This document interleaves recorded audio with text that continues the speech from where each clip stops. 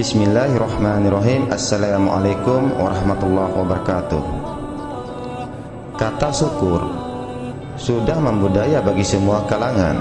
Hanya saja makna syukur itu sendiri masih perlu diluruskan dan dibenahi bersama-sama. Secara umum, kata syukur diartikan sebagai rasa terima kasih akan sebuah pemberian yang kita terima kepada yang memberi. Dalam Al-Quran, ayat tentang syukur menggambar lebih dari yang kita praktekkan.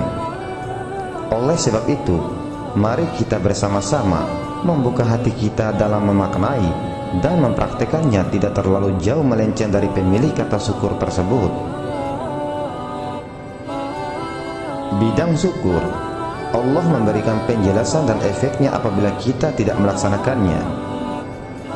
Allah Subhanahu wa ta'ala berfirman di dalam Al-Quran surat Ibrahim ayat 7 yang artinya,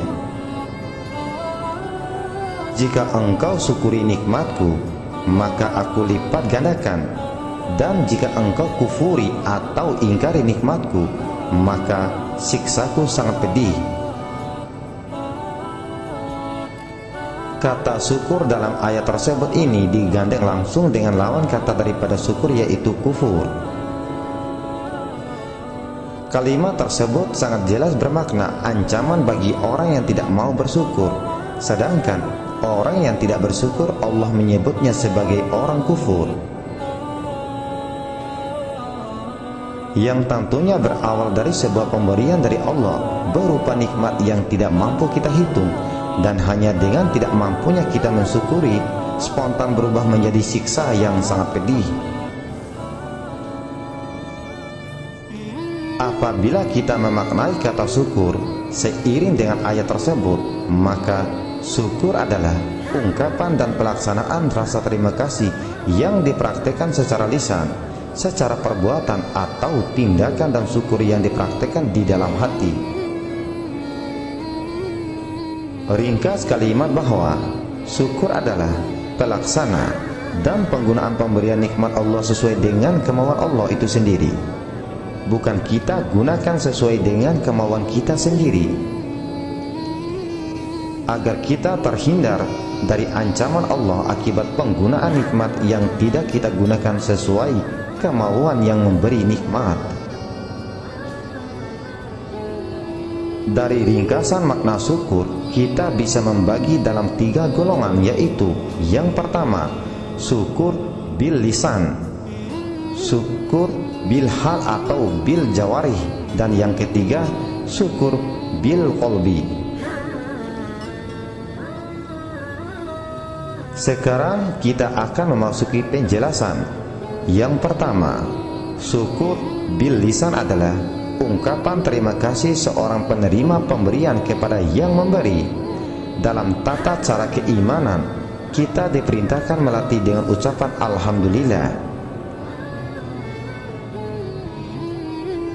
Tapi syukur ini sangat lemah, sebab dipraktekkan hanya dengan lisan saja dan belum memenuhi makna syukur yang terkandung dalam ayat tersebut.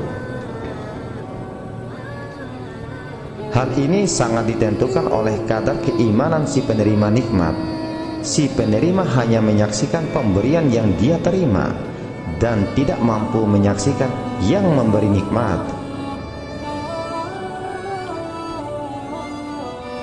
Dalam bidang permohonan atau doa, dia sangat lemah, sebab tatkala berdoa, dia belum menghadap kepada sang pemberi, tapi hatinya menyaksikan apa yang harus diberikan oleh sang pemberi. Bisa duduk pada taraf memerintahkan sang pemberi.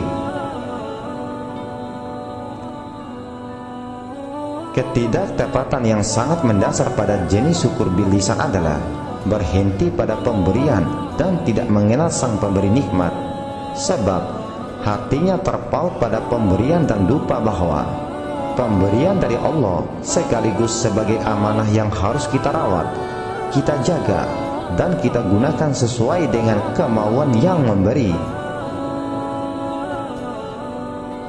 Yang kedua, syukur bil hal atau bil zawari.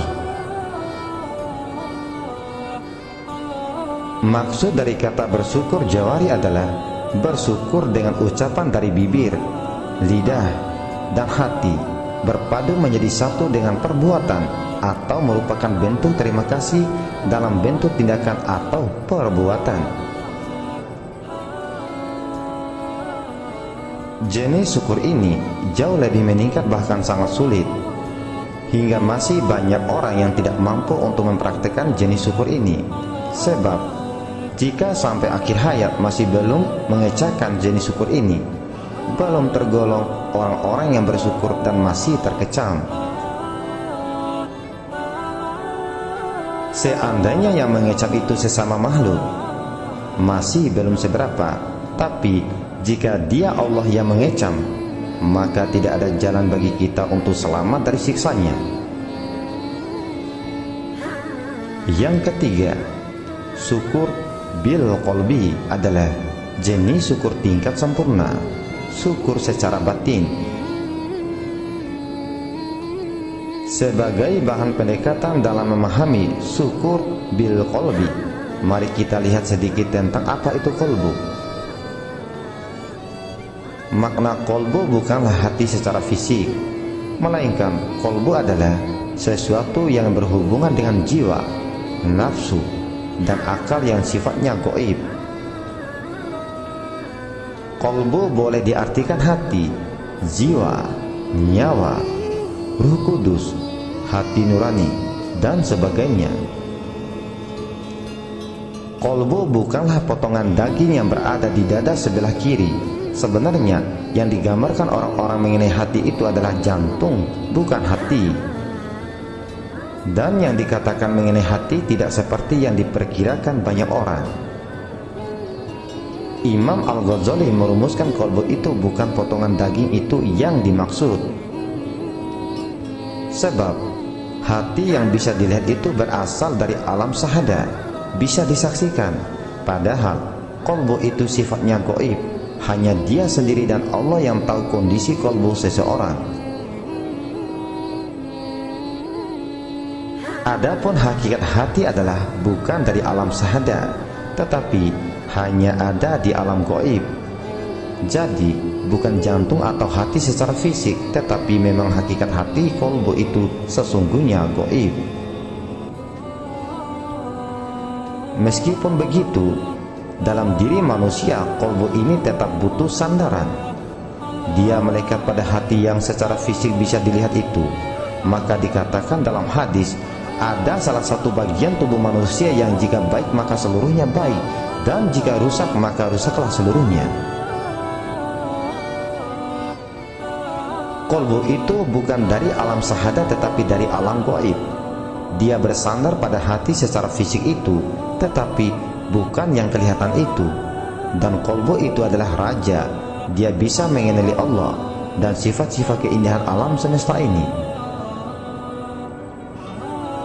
Hati adalah pusat sumber terjadinya aktivitas atau perbuatan.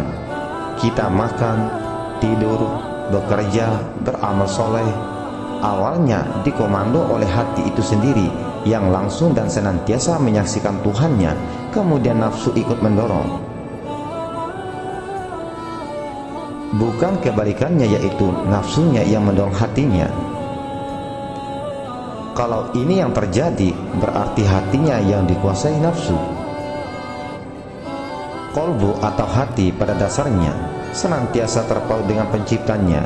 Hati tidak mau berbuat di luar perintah Tuhan selama nafsu dan akalnya tidak menguasai hati atau qalbu.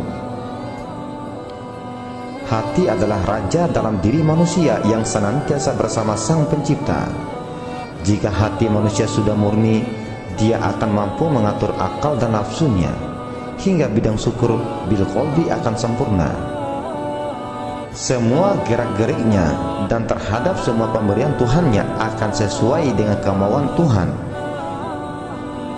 Nafsunya akan menjadi pelaksana aktivitas syukur, dan akalnya akan menjadi dewan pertimbangan agung dalam diri manusia, yang mana hati atau qalbi menjadi raja yang tidak pernah ngantuk dan tidur selama hayat di kandung badan.